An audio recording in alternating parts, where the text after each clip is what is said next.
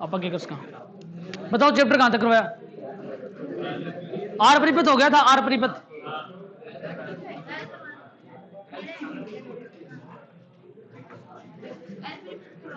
L परिपथ,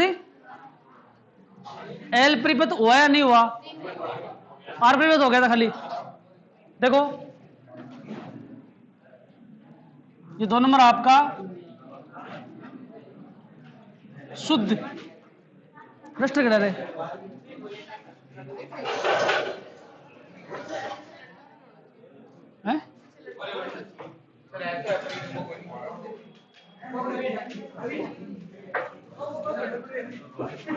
dust ले गया नहीं समझा, ऑफिस बंद कर दी, यो बांध दिए इलाज कर देगा।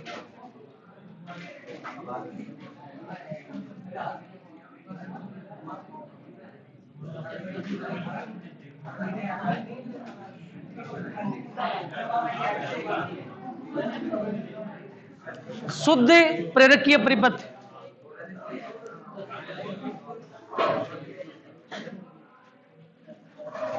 शुद्ध प्रेरकीय परिपथ। शुद्ध प्रेरकीय परिपथ का मतलब होता है कि जब परिपथ में केवल एल उपस्थित हो। एल का मतलब है, और आवाज मत करो भाई, आवाज मत करो।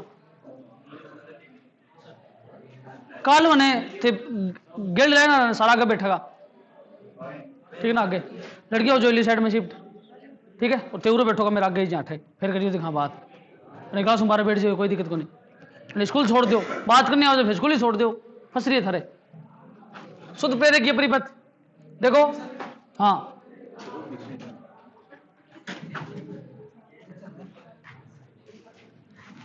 जब परिपथ में केवल एल उपस्थित हो,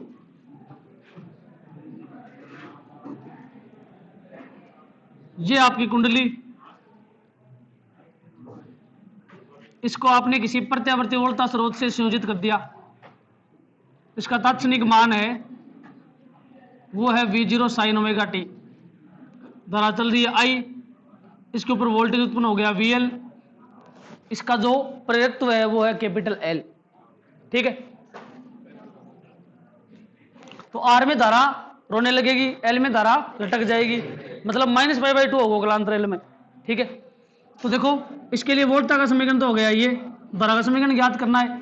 तो प्रेरकत्व है उसके सिरों के मध्य जब आप कोई वोल्टा स्रोत संयोजित करते हो तो इसमें फ्लक्स परिवर्तन होता है, ठीक है? फ्लक्स कितना? phi = Li, याद है? E कितना हो जाएगा? -dφ/dt या -L/di/dt। ये तो है इसका प्रेरित विद्युत वाहक बल, लेकिन अपने को चाहिए इसके ऊपर वोल्टता। तो वोल्टता क्या हो जाएगी? VL = L/di/dt। मतलब इसके ऊपर जो प्रेरित विद्युत वाहक बल होता है वो तो होता है ऋणात्मक, और वोल्टता है वो होती है सदैव धनात्मक, ठीक है? अब VL = L/di/dt है। अच्छा, इसमें किरचॉफ का नियम लगाएंगे, यहां से चलेंगे, धारा की दिशा में चलने पर ऋणात्मक चिन्ह तो -VL, बैटरी बोले तो बाद वाला, प्लस V = 0, तो V = VL, ठीक है? VL का मान L/di/dt और V का मान V0 साइन ओमेगा टी। तो VL का मान तो जाएगा, सॉरी V का मान तो V0 साइन ओमेगा टी, इसका मान L/di/dt, ठीक है? दोनों तरफ ही पक्षांतरण करेंगे, मतलब वज्र गुणा करेंगे, तो आपके पास आएगा L/di = V0 sine omega T dt, और di = L का इसमें भाग देंगे, तो V0/L sine omega T dt। अपन मानते I को, तो दोनों तरफ ही समाकलन करने पर I = V0/L sine omega T dt, I = V0/L × -cos omega t/ओमेगा। क्यों?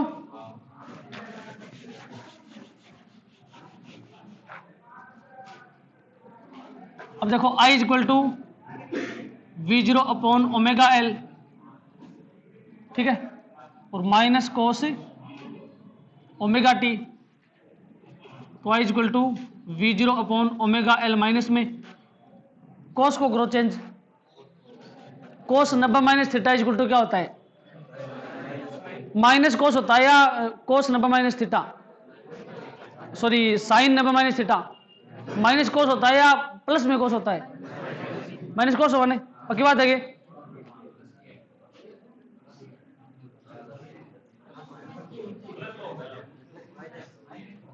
कोस 90 minus theta equal to sorry sign,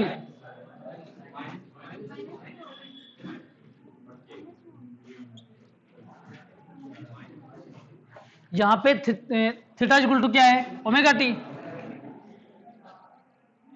तो sine 90 minus omega T equal to बताओ प्लस कोस होता है माइनस कोस होता है, पक्की बात है ये। अरे कौन नहीं होगा माइनस कोस, अरे कौन नहीं होता माइनस कोस, मान लो मेरी बात, धक्को मत करो, ठीक है। साइन 90 प्लस थीटा,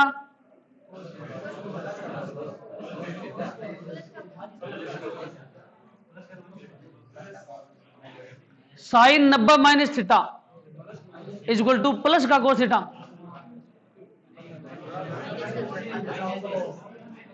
प्लस मतलब कोस में 90 प्लस और 90 माइनस हो, दोनों प्लस होते हैं, क्यों, ठीक है ना यहां तक, ठीक है। तो चलो अब देखो 1 मिनट, वो सूत्र तो याद है,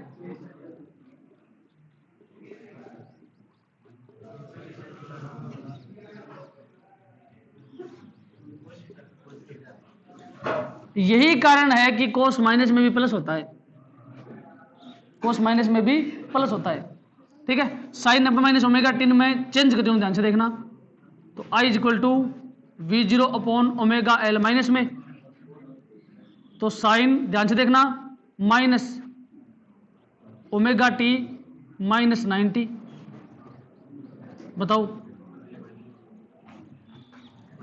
ओमेगा टी माइनस 90 कर दियो कॉमन लेके, अब साइन माइनस थीटा मतलब sine omega T minus 90 equal to क्या होता है, माइनस साइन थीटा, तो ये हो जाएगा आपके पास I is equal to V zero upon omega L minus V zero upon omega L into minus sine omega T minus 90। और जब बताओ थारे को समस्या है तो समझ गया ना, दिक्कत है।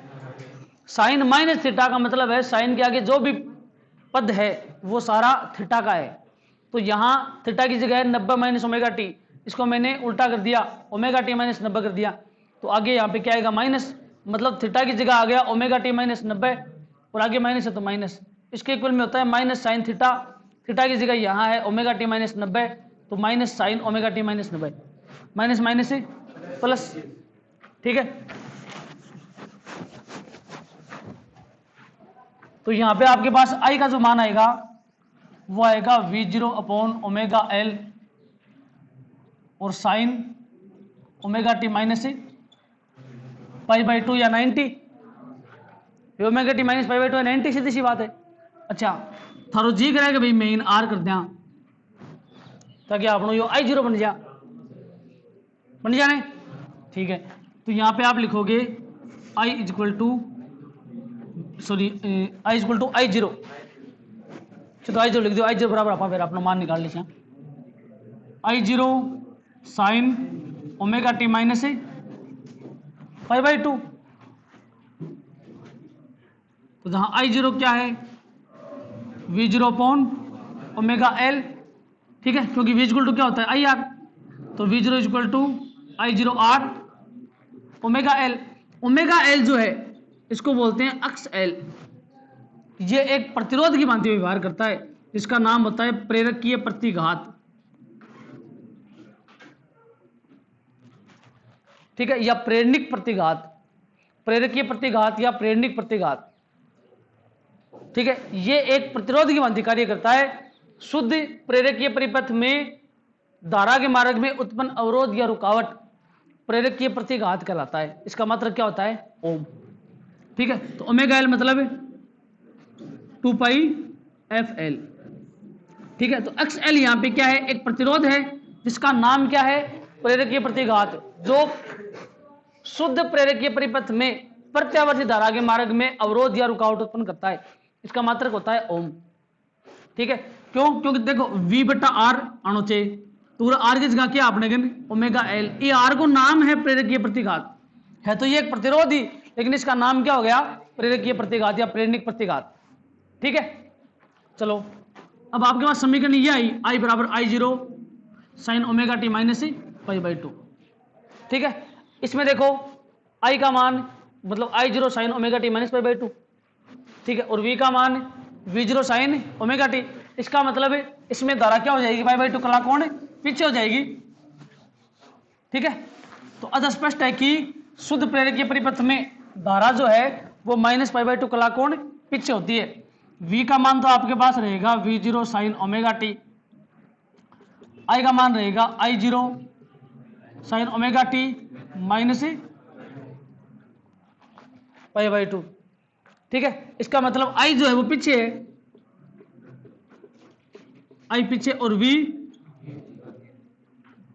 अब बात भी याद रखनी है सके कि धारा यदि पीछे है तो वोल्टता आगे होती है, अभी काम आओगी आगे। ठीक है ना, ये भी आगे काम आएगी, यहां तक कोई दिक्कत है? अब इन दोनों में आपको बनाना है पहला फर्स्ट कला आरेख।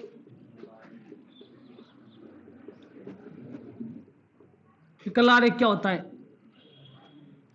ये आपका वाई एक्स, ये एक्स एक्स, ये वी बराबर V zero sine omega T, क्यों pi by two pi two pi 3 pi by two. अब धारा पीछे माइनस है, नीचे आओगे ना ऊपर, ये हो गया धारा का मान।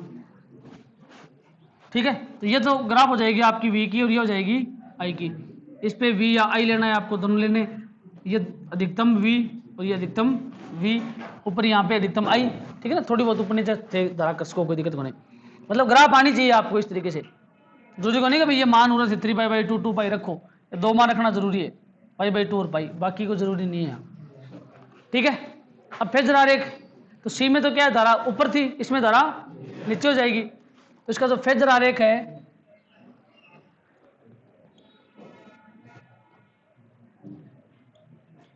फेजर आरेख रहेगा ये वाई, ये एक्स एक्स, ये we zero sine omega T धारा पीछे है ना, तो धारा पीछे कर दो बस सीधी, आई जीरो, ये होगी धारा पीछे 90 डिग्री कोण पर। ठीक है, औसत शक्ति जीरो होगी, शक्ति जीरो होगी, कैसे?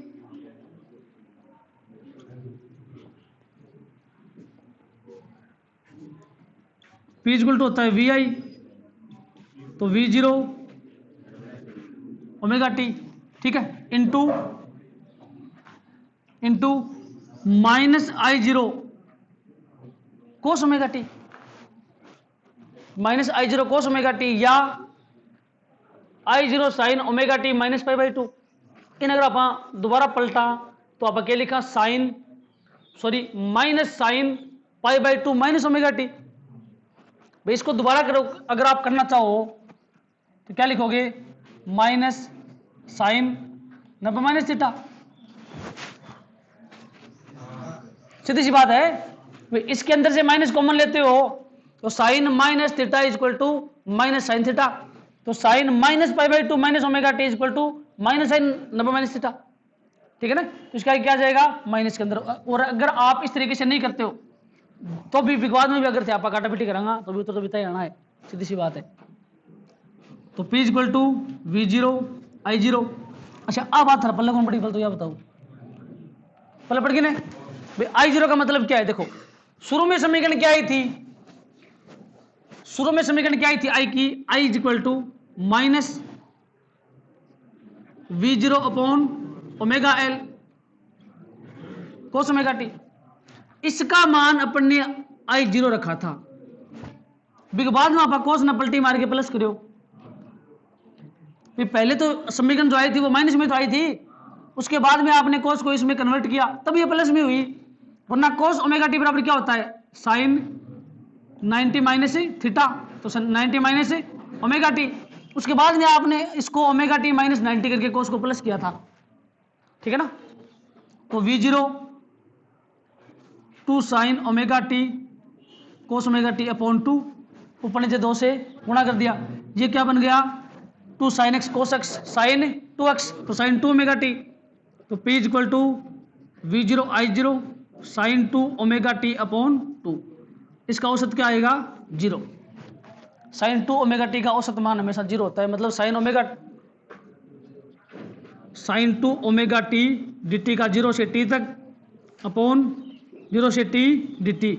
इसका हल करोगे तो ये 0 के बराबर आएगा, ठीक है। एक हल शायद आप अपनी कर भी लियो एक बार, 0 है वो, ठीक है। इसका मतलब शुद्ध प्रेरकीय परिपथ में वो शक्ति क्या हो जाएगी 0, औसत शक्ति क्या होती है 0, ठीक है। नेक्स्ट बोलो, जब परिपथ में केवल संधारित्र उपस्थित हो, शुद्ध धारितीय परिपथ, ठीक है। कल करवाए होगे, मैं कौन करवाए हो, C बराबर Q बराबर CV, I बराबर dQ बटा dt। C में धारा चढ़ जाती है, प्लस हो जाती है, क्यों कर लियो ना, कोई दिक्कत को ना C के अंदर, C परिपथ में कोई दिक्कत बताओ, दोबारा बताऊं, अरे कर ले हैं, चलो दोबारा देख लो एक बार।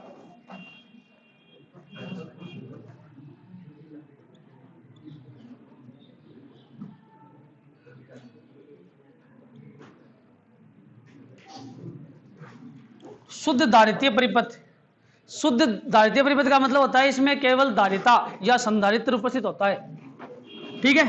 तो परिपथ में जब केवल संधारित्र उपस्थित हो, तो किसी संधारित्र के सिरों के मध्य आपने कोई प्रत्यावर्ती वोल्टा स्रोत जोड़ दिया, जिसका तात्क्षणिक मान निम्न समीकरण से दिया जाता है। इसमें I धारा प्रवाहित नहीं होती है, संधारित्र धारा को रोकता नहीं है, ठीक है, चार्ज को स्टोर करता है। धारिता इसकी C, आवेश Q, वोल्टेज VC, ठीक है। लगाओ बैटरी वाले तो बाद वाला, यहां से चलते हैं, minus VC plus V equal to 0, V equal to VC, VC equal to V0 sine omega T, ठीक है। अब संधारित्र है, उसके ऊपर आवेश कितना है Q, तो क्या हो जाएगा Q इक्वल टू CV या CVC, ठीक है। अपने को ज्ञात करनी है धारा, I बराबर dQ बटा dt। इसमें VC का मान रख दो भाई, VC का मान क्या हो जाएगा CV0 साइन ओमेगा टी, तो I equal to d upon dt into Q का मान CV0 साइन ओमेगा टी, इसका करना आपको अवकलन, तो ये तो नियतांक बाहर आ जाएगा, और d sine omega t upon dt का क्या हो जाएगा अवकलन, ठीक है। I equal to C omega V0 into cos omega t, ना ना अवकलन तो प्लस कोस होता है, कोस का समाकलन माइनस साइन होता है, ठीक है। तो I equal to V0 dot omega C sine 90 plus omega T, ठीक है ना। अब देखो कोस जो है cos theta equal to sine 90 plus theta भी होता है, और साइन 90 माइनस थीटा भी। यह बात थे मैंने करनी चाहो, आई तो करनी चाहे थे, थोड़ी देर पहले था दिमाग में यही तो बात आई कि साइन में चाहे प्लस हो चाहे माइनस हो। अब ध्यान होगा अगर सर में पूरा माइनस ले लेंगे, तो माइनस अगर थे ले हो तो आप वो पूरा पद है इनके करेंगे माइनस साइन 90 माइनस, क्यों अगर इसको आप पलटी मारते हो तो ये क्या आएगा माइनस साइन थीटा माइनस 90 या ओमेगा टी माइनस 90, तो ये पूरा पद अपना माइनस में हो गया, ठीक है ना। और बढ़ते आपने अगर माइनस में हो पद माइनस I0 कोस ओमेगा टी, तो बिन आपने प्लस में करने खातर वो मान लेना पड़ो, और यहां पे तो प्लस में है ही पूरा पद, ठीक है ना। वहां पे वैल्यू माइनस में थी, एल में minus I zero cos omega T आया था, तब आपने कोस को प्लस में करने के लिए, मतलब उस माइनस को प्लस में करने के लिए इसको 90 माइनस थीटा के रूप में लिया था। लेकिन यहां पे अपने पास प्लस का फॉर्मूला है और पूरा जो पद है वो आ रहा है प्लस में, इसलिए आप इसको 90 प्लस थीटा या 90 प्लस ओमेगा टी आपको लेना पड़ेगा, ठीक है। तो I equal to V zero dot omega C sine omega T, sorry omega T plus pi by 2 जो ओमेगा टी प्लस 90, ठीक है। तो इसमें क्या हो गई, धारा प्लस पाई बाई 2 कला कोण आगे हो गई, मतलब वोल्टता क्या हो गई पीछे, ठीक है ना। वोल्टता होगी पीछे, धारा होगी आगे। अच्छा अब देखो ये जो पद है इसको आपको बनाना है I zero is equal to V zero बट्टा आर। यहां पे आर है नहीं अपोन में, तो ओमेगा सी है इन अपन अपोन में लेके आना है, तो अपन क्या लिखेंगे वी जीरो अपोन 1 बट्टा ओमेगा सी। अब 1 बट्टा ओमेगा सी है, ये शुद्ध दारित्य परिपथ का आर बन गया, जिसका नाम हो जाएगा अक्ष सी, दारित्य प्रतिघात, दारित्य प्रतिघात जिसका मात्रक होता है ओम, और अक्ष सी बराबर क्या हो जाएगा 1 अपॉन ओमेगा सी या 1 अपॉन 2 पाई एफ सी। जब परिपथ में केवल संधारित्र उपस्थित हो तो धारा के मार्ग में उत्पन्न अवरोध या रुकावट क्या कहलाता है, दारित्य प्रतिघात। जब परिपथ में केवल प्रेरकत्व उपस्थित हो तो धारा के मार्ग में उत्पन्न अवरोध या रुकावट क्या कहलाता है, प्रेरणिक प्रतिघात, जिसका मात्रक होता है ओम, इसका मात्रक भी ओम, ठीक है। अब इसके लिए 1 नंबर कलारेख, ठीक है।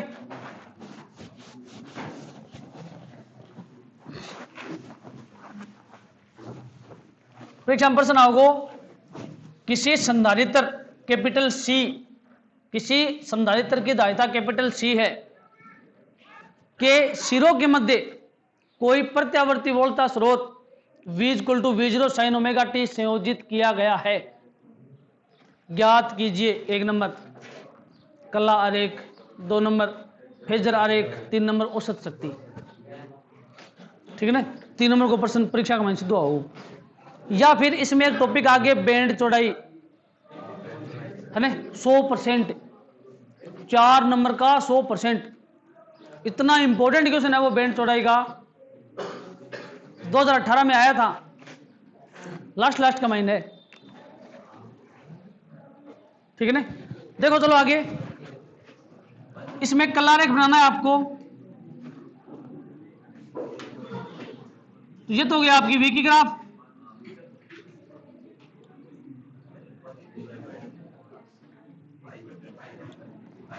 और आई प्लस है, प्लस से सीधी पाई बाई 2, तो ये तो हो गई आपकी वी की ग्राफ, और ये क्या हो गई आई की ग्राफ। फेजर आरेख में ये वाई एक्स, ये एक्स एक्स, वी की ग्राफ जाएगी सीधी, और आई क्या है आगे, तो आई यहां आएगी। अब गलत यार वही बोले मुड़ो बोलो ये ऊपर आ जाएगी, राबड़ी के मैं नहीं जानता हूँ खा बोलो आगे पंखा लगी चैप्टर में, जो चैप्टर सुनाओ हार्ड लगा भी महीना 8 बना पंखा गई, बताओ तो अंक आज इस पहले पड़ गई, मतलब थे तो फिर मेरिट में हो है। सोच के देखो थे जको टाबर पूरी साल में, लेकिन वो मेरे को भी फिजिक्स होगी है, मैं आगे से मतलब टाबर कहीं सही कई क्लास में मैं जा जाऊँ क्लास में तो कहीं पूछेंगे ओ मास्टर अपन क्या पढ़ावे अंक रोली है कहीं आगे मतलब पढ़ा रही होगी ओगन मेरे ने, और वो टाबर आकर एक बार ऊपर हो जाएगी, बोलो है जब कसर है गड़े है ओके ना ऊपर बेस्ट वाले तेरा इलाज हो गया है। शक्ति बताओ भाई, इसमें शक्ति क्या हो जाएगी इसमें 0, क्योंकि आई बराबर I zero cos omega T या साइन 90 प्लस ओमेगा टी, ठीक है। शक्ति क्या हो जाएगी 0, ठीक है। अब देखो नेक्स्ट कौन सा है आपका, आर एल है आर सी है,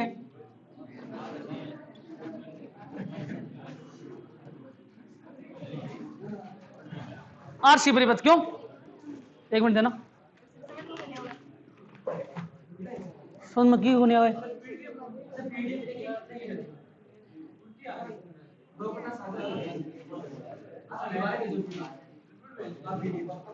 नहीं पीडीएफ में क्या दिक्कत आ गई तो बस यार अब वो दुकानदार से को मतलब कि काट के दे की प्रॉब्लम है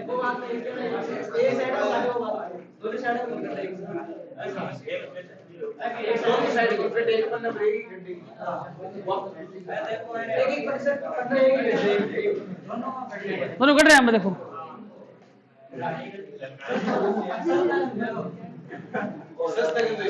नहीं नहीं मैं आपको नहीं कह रहा हूँ सस्ता बारी जो भी है लेकिन भाई एक मिनट ये टाबर ही आगे पीडीएफ सही कट रही है वो थाली सही कौन कट रही है इसका मतलब गड़बड़ पीडीएफ में थोड़ी है गड़बड़ पीडीएफ ही काटनी है मैं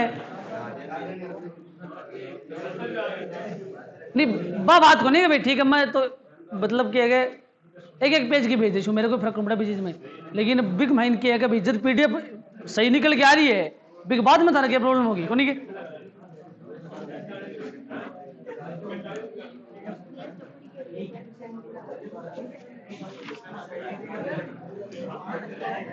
आर एल है आर सी है पहले आर सी में पता ना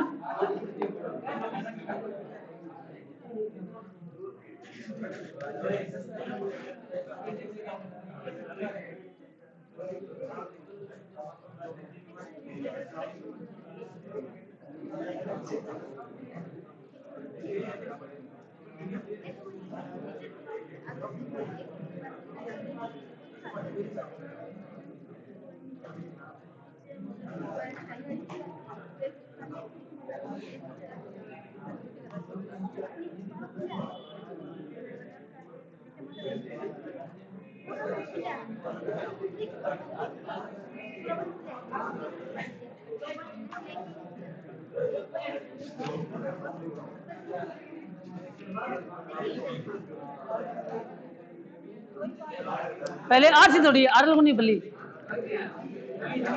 आर सी है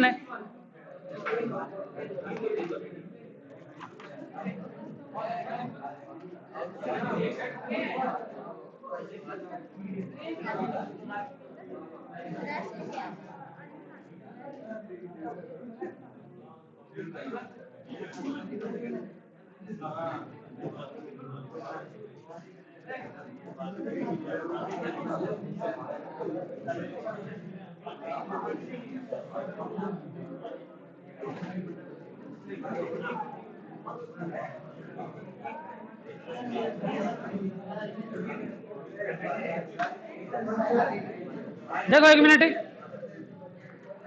देखो अरे एक मिनट बाद में देख लियो पीडीएफ तेरे हिसाब से देख लियो ना कोई खास बात नहीं हाँ अब देखो एक मिनट आपका जो आरसी परिपथ है एक तो होगा आरसी परिपथ और एक होगा आरएल परिपथ और एक होगा आरएलसी परिपथ आरसी का नाम सीआर परिपथ भी होता है सीआर परिपथ इसको सीआर परिपथ भी बोलते हैं ठीक है तो जब भी प्रतिरोध आर और संधारित्र सी के श्रेणीक्रम संयोजन के सिरों के मध्य कोई प्रत्यावर्ती वोल्टा स्रोत संयोजित कर दिया जाए तो इसे आरसी या सीआर परिपथ कहते हैं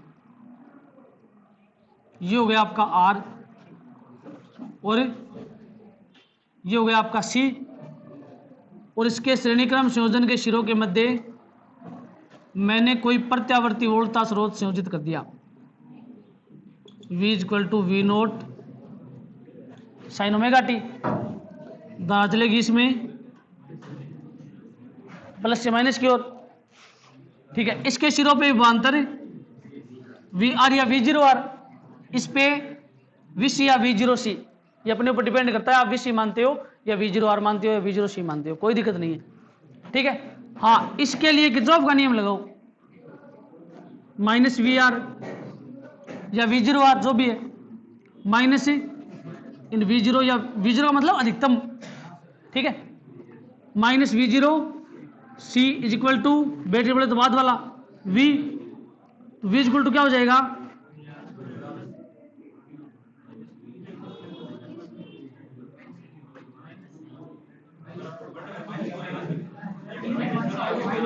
इसमें माइनस नहीं आएगा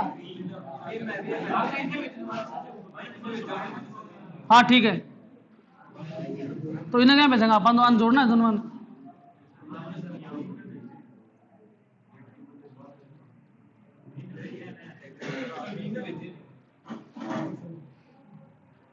इन भाई ने भेजेगा, विनय ने भेजेगा बराबर 0 ग्राम। फिर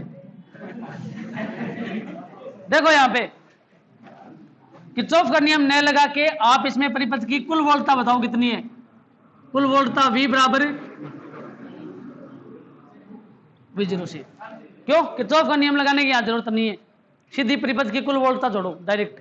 क्यों? क्योंकि यहाँ पे 2 वोल्टता अपने पास है, ठीक है। तो परिपथ की कुल वोल्टता कितनी होगी? V0R plus V0C। इसको मैंने मान लिया V0RC, V0RC एक साथ मान लिया दोनों का कॉम्बिनेशन, ठीक है। अब देखो V का मान क्या है? V0 sin ओमेगा t, तो V0RC is equal to V0 sin omega t, ठीक है। ये आ गया अपने पास V का मान मानो, या V0RC, या R और C के बीच में कुल वोल्टता मान लो भाई। R और C के बीच में कुल वोल्टता कितनी है? V0RC, जो V0R और V0C का संयोजन होता है या योगफल होता है, ठीक है। अब देखो ध्यान से, R जो है, R ध्यान से देखना यहां पे, R जो है उसके लिए वोल्टेज तो है V0R, और धारा जो है वो मैंने मान ली IR। C है उसके लिए वोल्टेज तो है V0C, और धारा क्या है? IC। मान लिया मैंने, सपोज करो एक बार। अच्छा, इसमें कलांतर 0 डिग्री, इसमें प्लस +5/2। C में धारा है वो चढ़ जाएगी और वोल्टेज मतलब R में रोने लगेगी। यहां तक कोई दिक्कत है? अब देखो इसमें जो धारा है वो पीछे होती है, मतलब वोल्टेज क्या हो जाएगा? आगे। धारा पीछे मतलब वोल्टेज आगे, ठीक है। और इसमें वोल्टेज और धारा के बीच में कोई कलांतर नहीं होता। अब जब आपके पास R, L और C तीन परिपथ हैं और तीनों अलग अलग हैं, तब तो आपका जो फेजर आरेख बनेगा वो बनेगा V और I के बीच में, V और I के बीच में। लेकिन यहां पे अब डबल वोल्टेज है, डबल वोल्टेज है मतलब आपका जो कलांतर है वो 0 से +π/2 तक बदलता है या चेंज होता है। 0 से +π/2 तक बदलता है या चेंज होता है, ठीक है। इसका मतलब आप ये नहीं बोल सकते कि धारा आगे या पीछे, ठीक है। आप वोल्टेज के बारे में बोलोगे कि V0R है उससे V0C क्या है? आगे। अब जो फेजर आरेख बनेगा वो बनेगा वोल्टेज और वोल्टेज के बीच में, वोल्टेज और वोल्टेज के बीच में बनेगा। कहने का मतलब क्या है कि V0R जो आपका है, V0R और V0C के बीच में कोण कितना है? 90 डिग्री। तो अब जो फेजर आरेख आपका बनेगा वो बनेगा V0R और V0C के बीच में, ठीक है। इसमें धारा पीछे है तो वोल्टेज क्या है? आगे। वोल्टेज आगे, धारा पीछे है, तो वोल्टेज को आपको आगे करना है। किससे है वोल्टेज आगे? V0R से आगे है V0C, V0R से V0C आगे है। अब देखो एक मिनट ध्यान से देखना, ये आपका Y अक्ष है, ये आपका X अक्ष है, ठीक है। इन दोनों के बीच में कोण कितना? 90 डिग्री का। तो ये तो हो गया आपका V0R। अब V0C कहां बनेगा? नीचे या ऊपर? ऊपर बनेगा क्योंकि ये आगे है, ये V0C, ठीक है। अच्छा, कलांतर कितना इन दोनों के बीच में? 90 डिग्री का। यहां आपके पास आएगा आपका V0RC, मैं नाप लो, ठीक है। ये ओमेगा टी और ये थीटा, ठीक है। या इसको ऊपर नीचे भी कर सकते हो, कोई खास बात नहीं है।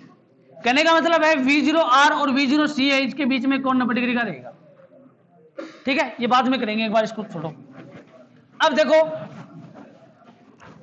R में धारा और वोल्टेज के बीच में कलांतर 0, C में +π/2 और L में -π/2, ये तो होता है L में -π/2। अब RC परिपथ है, RC परिपथ में जो कलांतर है वो 0 से π/2 तक बदलता है। मतलब आपने मान लिया कि कलांतर 0 से +π/2 है, मतलब कलांतर प्लस थीटा है। तो वोल्टेज तो आपका रहेगा V0 sin ओमेगा टी, और धारा क्या रहेगी आपकी I equal to I0 sin omega T plus theta. Theta का मतलब है 0 से प्लस π/2, 0 से प्लस π/2। ठीक है, यहां तक कोई दिक्कत है? प्लस एक माइनस दिखाई एक बार, कंफ्यूज करना रहा है। आरसी है ना, आरसी में प्लस थीटा। ठीक है, आरसी में धारा आगे होती है, सी में धारा आगे है तो प्लस थीटा, आर एल आएगा तो धारा पीछे मतलब है माइनस थीटा। थीटा का मतलब 0 से π/2। ठीक है, अब देखो V0R और V0C के बीच में कोण कितना? 90 डिग्री। मतलब इसमें वोल्टता है वो पीछे है और इसमें वोल्टता है वो 0 डिग्री कोण। तो ये तो रहा आपका 0 डिग्री कोण की वोल्टता V0R, और ये रहा आपका वोल्टेज पीछे कितना V0C। तो इस स्थिति में यदि आपको परिणामी वोल्टेज ज्ञात करना है, V0RC का मान ज्ञात करना है, तो आपको सदिश निरूपण करना पड़ेगा। क्या करना पड़ेगा? सदिश निरूपण। ठीक है, तो V0R और V0C के बीच में कोण कितना? 90 डिग्री। परिणामी कहां जाएगा? बीच में कितना? V0RC। यहां से एक लंब डाल दिया, यहां से एक लंब डाल दिया आपने। ठीक है, और ये कोण मान लिया आपने थीटा। थीटा क्या है? कलांतर। ठीक है, पूरा कोण कितना हो गया? 90 डिग्री V और RC के बीच। ठीक है, अच्छा इसको नाम दे दिया OABC जो भी है। बताओ भाई इसमें करंट स्क्वायर इक्वल टू आधार स्क्वायर प्लस लंब स्क्वायर लगाओ। करंट क्या है? या V0RC स्क्वायर इक्वल टू आधार और लंब। क्यों, कोई दिक्कत है? अब देखो एक मिनट, R के अंदर V0 इक्वल टू क्या था? C के अंदर V0 इक्वल टू क्या था? I0 upon 1 upon omega C। वही दोनों, इसका मान क्या था? XC। मतलब आपने देखो, आपने I0 equal to V0 upon 1 upon omega C किया था, तो क्या था? XC। तो V0 इक्वल टू क्या आएगा? I0 XC। ठीक है, तो V0 की जगह आप मान रखो I0 XC मतलब I0 R, और V0 की जगह I0 R। ये तो हो गया R के लिए, और ये हो जाएगा C के लिए। ठीक है, इस समीकरण में मान रखेंगे तो क्या आएगा? I0 R square plus XC square. I0 square आपने बाहर ले लिया, R square plus XC square. ठीक है, और V0RC का मान क्या आएगा? I0 square R square plus under root मतलब I0 R square plus under root V0RC। V0RC मतलब VRC परिपथ का तुल्य वोल्टेज V0RC होगा। अब देखो थाने क्या लगा कि भाई ओ गुरुजी वो तो R है, V इक्वल टू IR। ठीक है, यहां पे जो R है उसका मान क्या है? R स्क्वायर प्लस XC का स्क्वायर, जिसका नाम होता है प्रतिबाधा। प्रतिबाधा Z। ठीक है, मतलब RC परिपथ की प्रतिबाधा या RC परिपथ का प्रतिरोध। ठीक है, दोबारा समझो इसको एक बार।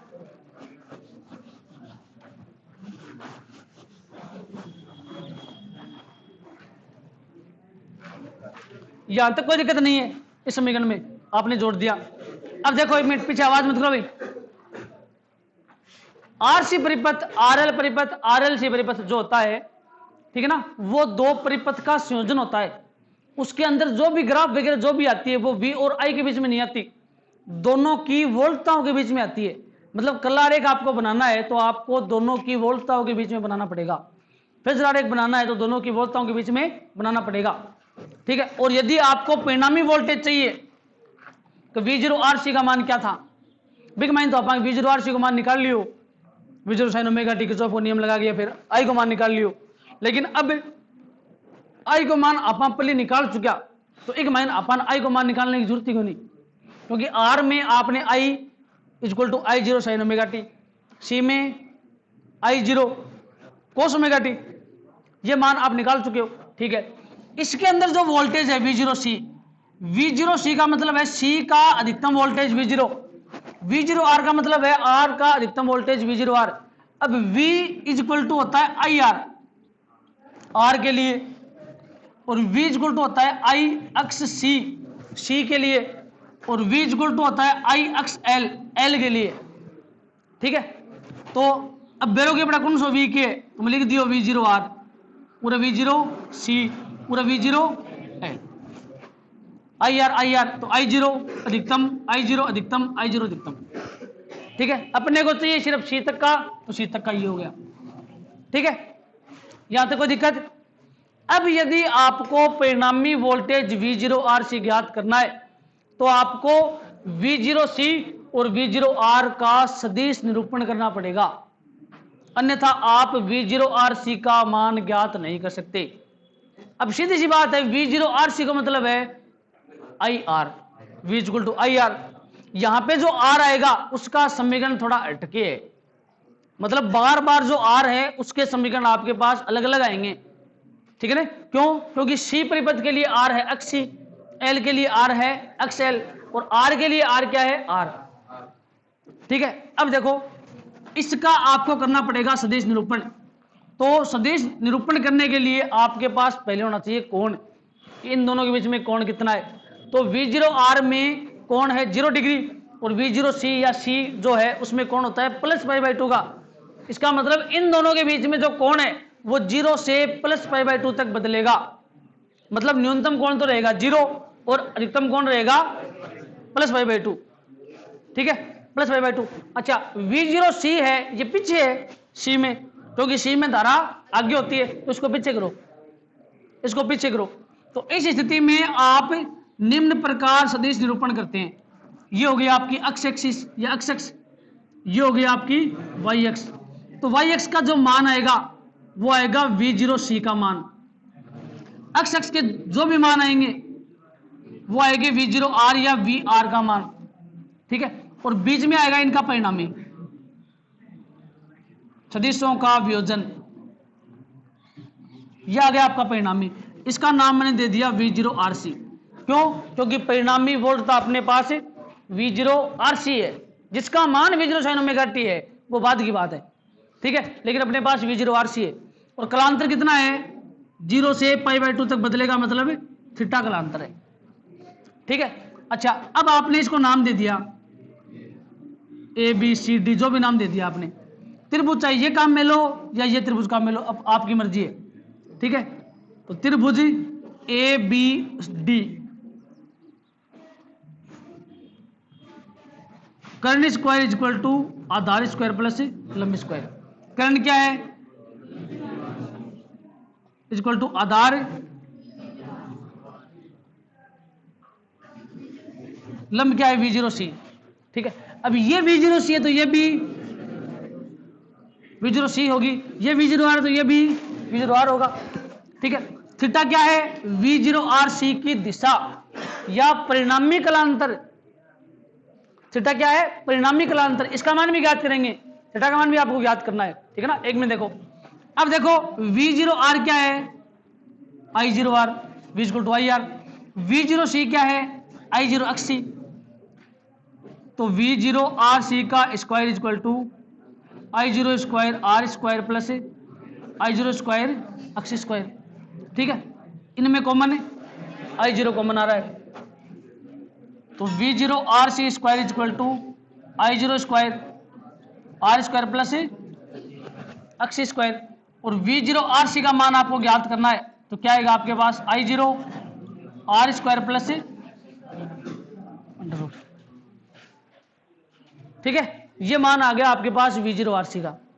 ठीक है, अब देखो यहां पर जो पद है ये आर सी परिपथ के प्रतिरोध की भांति व्यवहार करता है। आपको ऐसा महसूस हो रहा है कि मैं उरे आर लिख दिया गुरुजी, क्योंकि वी बराबर आई आर, ओम को नियम लाग जाए उरे। तो ये जो आर है या ये जो प्रतिरोध है, ये आर सी परिपथ का एक प्रतिरोध है जिसका नाम होता है प्रतिबाधा। प्रतिबाधा जिसे जेड से प्रदर्शित करते हैं, तो Z is equal to R square plus under root, या Z is equal to R square plus अस्सी का मान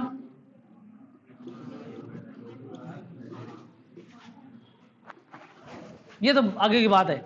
आपको यहां तक लिखना है आर स्क्वायर इक्वल टू अस्सी का स्क्वायर अंडर रूट, ये है प्रतिबाधा। ठीक है, चलो यहां तक कोई दिक्कत। अब आपको बनाना है इसका कला आरेख। ठीक है, प्रतिबाधा का व्यंजक आपने प्राप्त कर लिया, जेड बराबर आर स्क्वायर प्लस अस्सी का स्क्वायर। अब आपको बनाना है इसका कला आरेख। तो देखो वाई एक्स एक्स वी का ग्राफ सीधा, क्यों? क्योंकि वी तो अपनी we zero sine omega T है। ठीक है, यहां पे कोण पाई बाई 2, यहां पे पाई 2 पाई। ठीक है, कोई दिक्कत? अच्छा, सी में धारा प्लस या माइनस है? प्लस होती है। अच्छा, इसका मतलब आर सी में धारा 0 से पाई बाई 2 तक बदलेगी, 0 से पाई बाई 2 तक बदलेगी। मतलब धारा है बस 0 चाल गया, मतलब ऊपर चाल गया होगी प्लस अकड़ आगे पड़ेगी पाई बाई 2 तक। थोड़ी सी पीछे कर दो, मामूली पीछे कर दो, या पाई बाई 2 को ऊपर की जान दो, कोई दिक्कत को नहीं। ठीक है, ये जो कोण आएगा बीच में, यह आएगा कलांतर थीटा। यहां पे जो कलांतर है वो क्या है? थीटा। थाने एक ही बात याद रखनी है, short and sweet, R C परिपथ में कलारेख सी वाला, बस जिक्र खत्म। ये थीटा या लिखना कोई जरूरी नहीं है, कलारेख सी वाला, आर सी में कलारेख सी का। ठीक है, अब देखो इसका फेजर आरेख बनाते हैं, आर सी परिपथ का फेजर आरेख। ठीक है, चलो देखो इसमें कोई दिक्कत?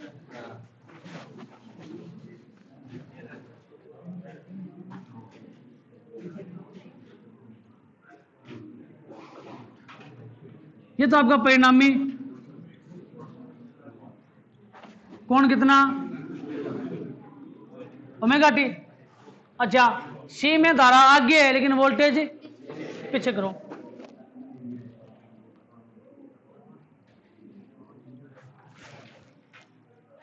सी में धारा आगे, वोल्टेज पीछे, पीछे करो। अब बन चुके हो अपनो are R O.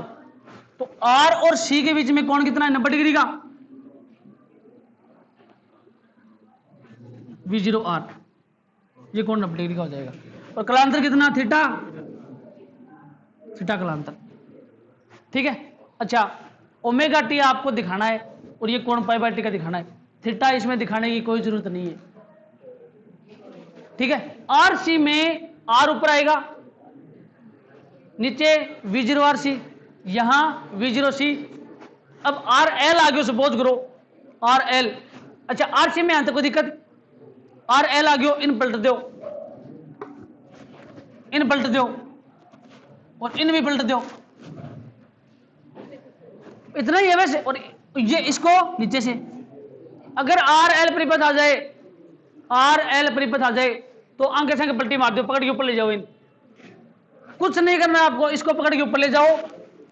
We zero सी की जगह वी जीरो एल लिखो, आई जीरो एक्स सी की जगह आई जीरो एक्स एल लिखो। ये वी जीरो सी है, वी जीरो एल लिख के ऊपर ले जाओ, ठीक है, पलटी मार दो।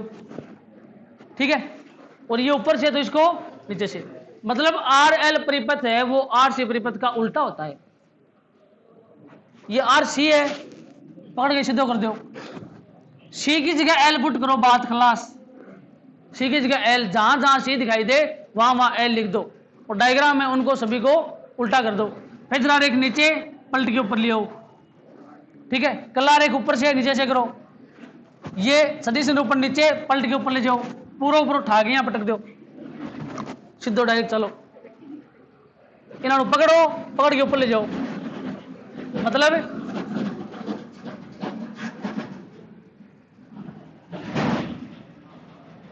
आगे समझ में? मतलब